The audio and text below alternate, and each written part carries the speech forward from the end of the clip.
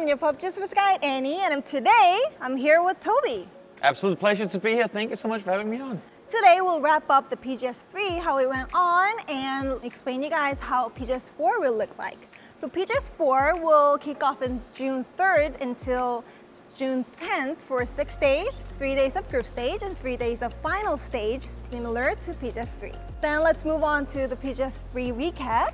Our champion was Sivers Esports. Congratulations! This is very meaningful because it's the first APAC team ever to win the PUBG Esports global event. Yeah, it sure was. It was a hell of a performance, as we've seen all the way from start to finish. So many teams in the race. You had Cerberus fighting up against the likes of Twisted Minds and Sonics, and in the end, they came out victorious. So Sivers Esports was originally strong in the group stage, but didn't keep up that performance till the end. But now, in the PGS 3, they succeeded to do so and win the PGS 3. There was a lot of impressive plays, especially Hima's 1v3 and 20 kills chicken dinner. I mean, last year PGC was all Tiger. This time around it was the Himas show from start to finish. The way that Cerberus played this game, it was so obvious that it was very much built around enabling Himas to play the way that he did. So while, of course, all the highlight moments were Himas, were Tiger as well, do not forget about Hayasaki and Salalti too. They were there along the way, helping out, making sure that Himas was always on his feet, always in the best position possible to get as many points as possible for the team, as we saw in the tournament. So I think this team now knows how to play as a team. Oh yeah. So we're expecting their performance in the PGS 4 too. Oh yeah, big time. I would be very surprised if they don't come out, maybe not winning necessarily, but very much within the top 5 once again. Sonics was the previous PGS 2 champion, but with the kickstart moving into the team, they didn't show a very impressive performance in the global stage. So I thought they might need more time, but they showed us. They definitely did. Coming out of PAS, I think a lot of people had maybe some doubts on how they were going to be able to perform here in the global tournament. But no, I mean, as you're saying, finishing top 4 in the group stage and getting a second place in the grand finals as well definitely impressed everyone and just reminded us exactly of what the Sonics are capable of.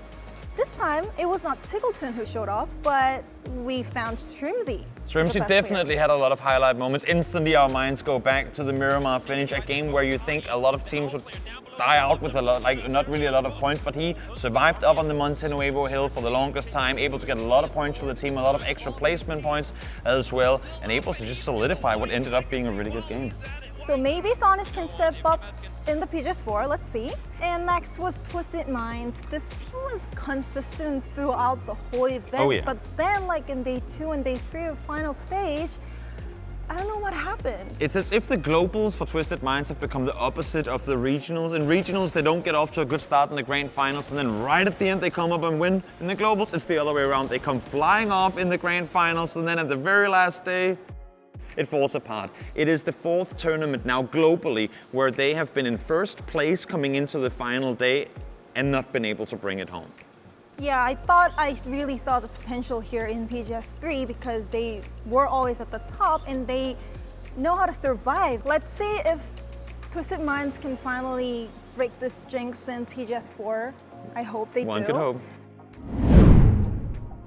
Let's move on to the teams that had showed us the unexpected performance in PGS 3. Yep, the first teams that comes to mind would definitely be both eArena and Na'Vi. Both teams playing phenomenally and playing similar play styles, which are usually not something you see from teams with lack of LAN experience. Na'Vi came in from day 1 and just instantly spread out. They took full control on the map, again playing very confident PUBG. Normally, when you have teams that have never played on LAN before, they'll be quiet, they'll maybe be a little nervous, don't really dare to do a whole lot. But this Na'Vi roster, they came in, knew what they wanted to do from day number 1, and they just delivered from start to finish. Very impressive performance by them. Yeah, I'm sure that not many global fans would expect Na'Vi to play so well in the first global event. Definitely. Maybe fans would expect more from the next upcoming event. And as you mentioned, eArena was also the team that showed us an expected performance, especially when it comes to Thailand teams. We expected more from Day Trade Gaming, but other Thailand teams have really showed us impressive plays. Yeah, definitely. I mean, eArena kind of brought in the Therodon 5 playbook of using a lot of emergency pickups, trying to get center positions, and then when it came to fighting, I think a lot of people, a lot of viewers don't consider the likes of eArena a very dangerous opponent, but Lyrics and Jacob, they showed phenomenal performance. I think those two teams are the teams to watch for in the next event. And then, are there teams that didn't perform as expected in PGS3? I think if we talk about the grand finals, our first name has to be FaZe Clan. They had a very hard time getting things going. They were struggling to keep all 4 players alive throughout the early game, and it really hindered them a lot. Every single time they came into fights in the mid game, they were already down to maybe 2 or 3 players. And when you're up against teams of this caliber on a global stage, even if you're good individually, if you don't have the numbers to your advantage, you're gonna be struggling. We'll have to talk about our PGS1 champion, 17 Gaming. They, Lil Ghost was out and Show got in, and their performance was not as expected. Actually, they didn't play well in the PCL, but still, we thought they will do well in Global. But at the day 3 of final stage, Lil Ghost were in the roster, and I think they kind of show what 17 Gaming was used to be in the past. Definitely. I think one of the issues that 17 faced when they removed Little Ghost initially, not to take anything away from Show because he's a phenomenal player, but Little Ghost and Show fill 2 very different roles. Show is a phenomenal fragger, really good individually mechanically at the game at taking out opponents. Little Ghost, while he's also good at that, is also exceptional, one of the best in the world at flexing out, getting info, scouting forward for his team. And when you then remove a player like Little Ghost from the roster to add 1 more shooter, it doesn't really matter that you have a lot of guys that are great at shooting if they don't have the guy to tell them where to shoot. But as soon as Little Ghost was back in the mix again, all of a sudden, as you said, here we see the former 17.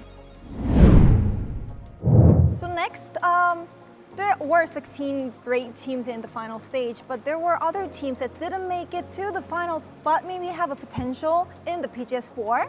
I think, in EMEA, we've been very blessed to see a Virtus Pro that played phenomenally when they played confidently.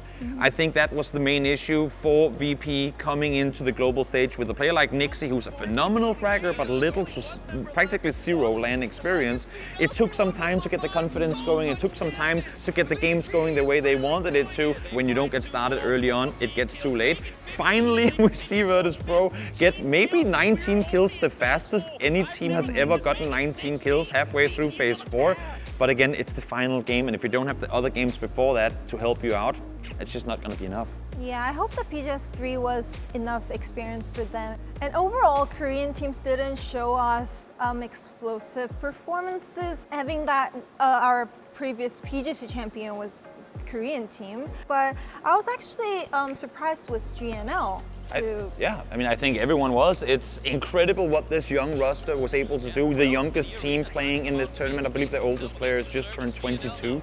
They're very young, they still have many years ahead of them, and they played phenomenally. While they didn't go out and get first place, because that's not to be expected, they made it to grand finals, let alone that, I think surprised many people. So we couldn't cover all teams, but if you want to get information of all 24 teams, you can check out the previous PUBG Esports News Show. So today we covered some teams to watch for in the PGS4, which will kick off in June 3rd until June 10th, same here in Shanghai, China. So this is it for today's PUBG Esports News. Thank you for coming. Thank you so much for having me. Please tune in till the end to find out which team will rise above them all. So all the information about PUBG Esports and upcoming PGS4 is in PUBGesports.com, and you can also check the information about PGS merchandise. Please check that out too. Exactly, and make sure to watch the tournament in multi-view, where you can watch your teams, listen to their teams communicating live during the games, and watch them throughout the entire tournament from their POVs. So make sure to tune in to PGS4, which will be happening in this stage in Shanghai. Bye-bye. See ya.